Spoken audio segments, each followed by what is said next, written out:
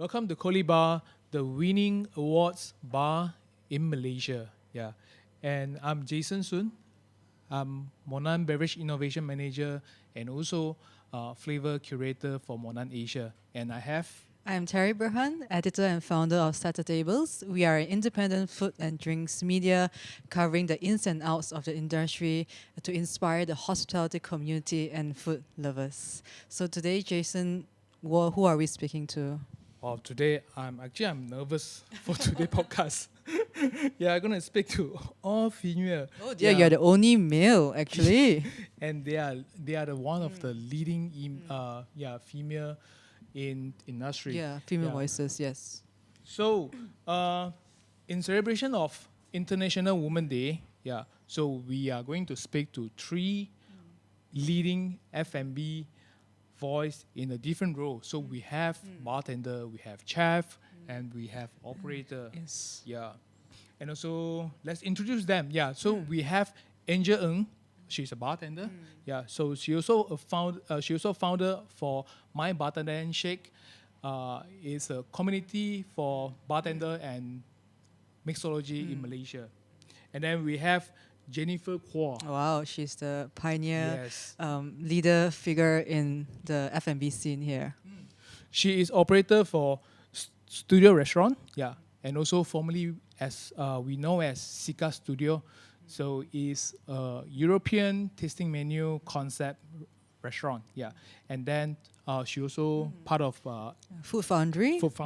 Yes, and also at Alta Cafe as well, and many more actually, And also we have Chef Jun Wong, so she is the person that previously she lead Kikubari kitchen, yes. So we have three of them today. Yes. And thank you, Jameson Whiskey, for making this possible. And today now, the ladies are having the Jameson Perfect Serve, a JGL, which is a Jameson Ginger and Lime. Okay. Right, so ladies. Refreshing, right? Good start. Okay, that's a good start. All right, so ladies, every one of you has at least 10 years of experience, right? Take us back to where it first started, right? How it first started. What was it like to be a woman in your role? And how has the journey progressed for each and every one of you as a bartender, as a chef, and as an operator? So, what happened in 10 years? I mean, like, how it started? Yeah, so take us back. Okay. How it started. I'm an extrovert with a lot of energy, and the bar does look fun, and I was a night owl, so it makes perfect sense. So, it's all fun and games at the start. It was. Yeah, but then it got really philosophical later on.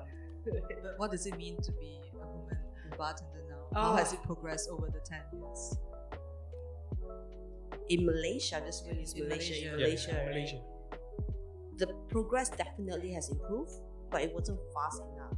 Like, we definitely do not think as a escort or a GRO now. If I'm in the bar, you know, like before that, like 10 years ago, you see a female in the bar, oh yeah, GRO, escort, you know what I mean? So now they do not assume I am. I think that is a unfortunately beautiful jump. I don't know what is good or bad. So now there's more opportunities. People are looking to explore having females in the bar, but I don't. It's not fast enough. I think when I first started working in the kitchen, there was definitely significantly a lot less females in the kitchen. But it wasn't just about the quantity of females working in the industry. I think it was having to prove yourself, because if you have a resume and all else being the same, two identical CVs between the male and female, the male would always get picked first because the male would be good until proven otherwise, but the female would be the other way. It's like a wild card, right? The female Yeah. would be like, she is a question mark until she proves herself. Yeah. So that was it for, I think, for being a female in the industry. I think it still is, but the good thing is we're seeing a lot more females in the industry right now, and even in like leading positions, and also not just really junior positions. But back then, during my time, I think all the females who were chefs, they were just the highest they ever got was a sous chef. They would never be leading the kitchen, and so I had my experiences. Thank you, Jenifer.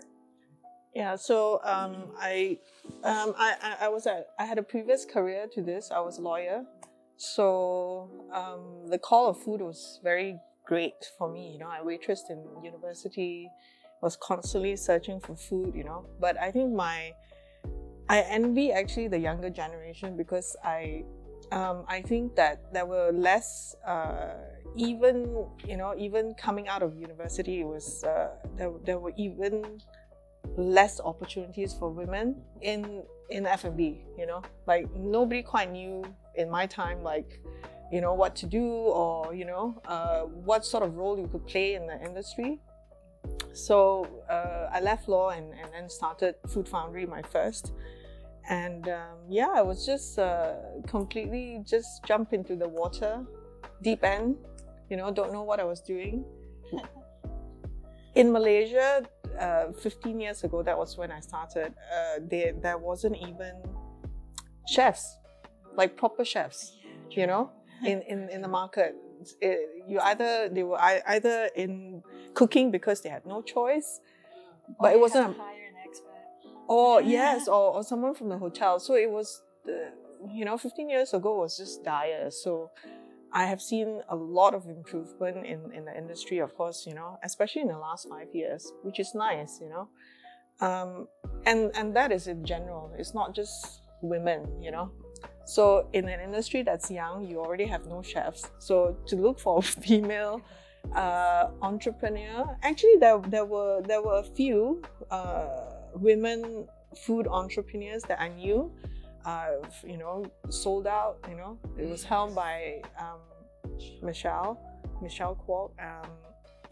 Actually, Madam Kwan was, the front of house was also helmed by a lady, you know, who of course was part of the family. So there were, it's not the industry, it's different then and now for food, you know. It was all about like local chains then, you know, like the Esquire Kitchen.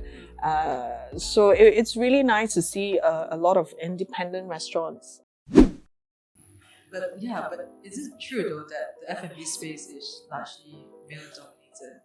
Just now our conversation, right? 100%. Tell us more about it. Yeah. 100% is definitely male dominated. I think the reason why until now. Like now. Yeah. I mean, until now, I have one female chef on my team out of 10. So that's really a very small number, and yeah, it's it's that little. yeah. front of house and back of house, only one female Cashier. Oh, front of